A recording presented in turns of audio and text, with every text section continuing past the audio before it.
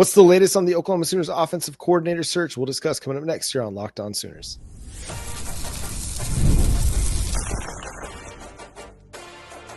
You are Locked On Sooners, your daily podcast on the Oklahoma Sooners. Part of the Locked On Podcast Network, your team every day. Again, thanks for making Locked On Sooners your first listen every single day. Shout out to all the everydayers out there. We're just under 600 subscribers from 10,000. So if you haven't hit that subscribe button, make sure you hit it. Tell a friend, tell a family member. It's the giving season. Let them know about Locked On Sooners. We'll be covering the transfer portal, the recruiting class, the offensive coordinator search is what we're going to discuss now. So, Jay, what is your feeling on the direction that the Oklahoma Sooners are going with their offensive coordinator search? Because Brent Venables says it's basically going to happen in the next couple of days. So next couple of days, we're going to have a name. We're going to drop a video. We're going to talk about it. John, it appears that nobody knows. Nobody knows. The trouble anybody says they know they're lying.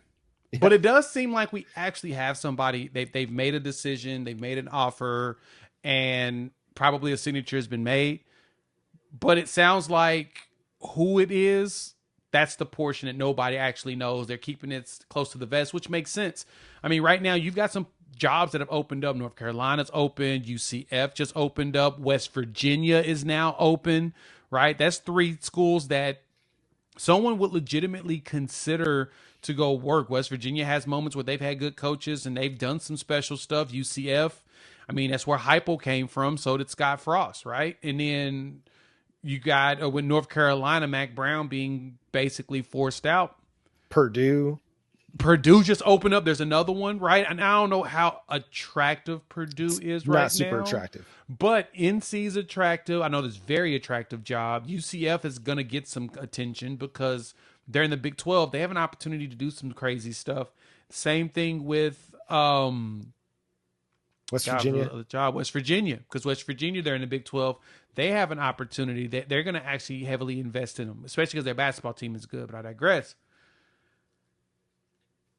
If we're looking, Tulsa just opened up. So if you've got Tulsa that opened up, some young coaches are willing to take that one because it's a great spot to prove yourself. It's a way they can prove for themselves that they can do it, because if it doesn't work out, guess what? Somebody's still going to give you a job as an OC or a DC, because you're probably going to do enough on your side of the ball to be considered for another job. So I can see why young guys would take a Tulsa. So the Ben Arbuckle conversations there, the Joe Craddock has been flying up my timeline on X all evening long. When I was in my live stream, that's all I kept hearing about. And then Buster Faulkner, after him dropping 42 points on Georgia's defense, it appears people are very much considering him as well, that he is possibly an option. And now, granted, I can see it. I still ask the question, what offense is a Buster Faulkner going to run here, John? Because Georgia Tech ain't running no traditional offense because they can't. They don't ever have the bodies. And Hayes King is their quarterback, so throwing the ball, I know he wants to throw more, but he doesn't. But I honestly believe it's probably between Joe Craddock and Ben Arbuckle. And I'm honestly leaning more Craddock for only one reason. He has ties to Brent Venables at Clemson. He was there as an offensive analyst, similar to what Zach Alley was. He only spent a couple years there, but he's moved around. And that Tulane team was fun to watch this year. They lost to us, but they're still ranked. That's one of the 2 ranked wins we have this season. And it's funny, our competitor Texas has 0 ranked wins right now. Yeah, the Craddock piece is interesting because initially that was the name that made the most sense, or at least was the one that was getting connected to Oklahoma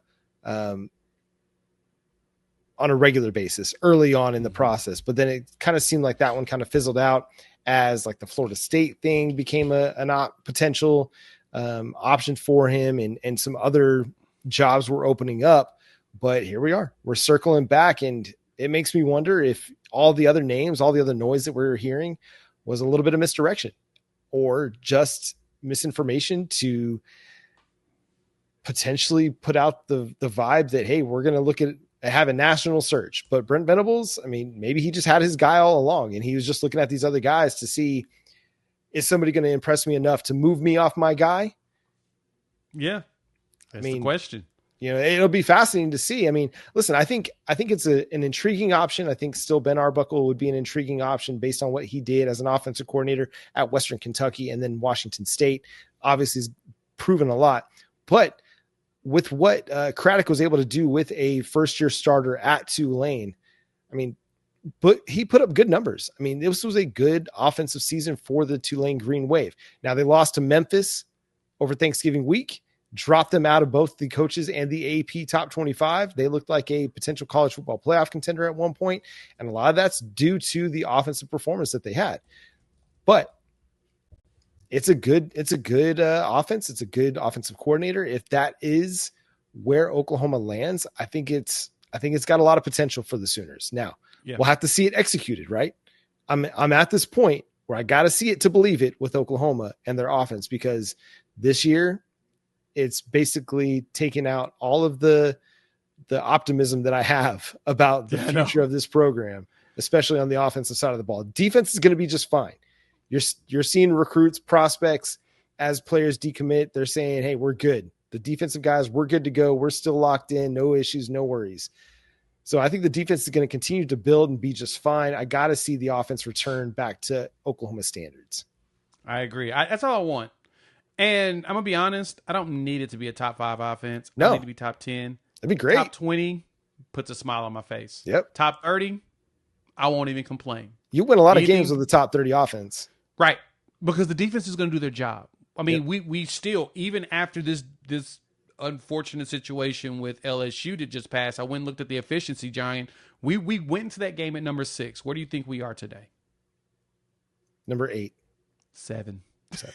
We literally dropped one spot. That's the crazy part, is we only dropped one position from that.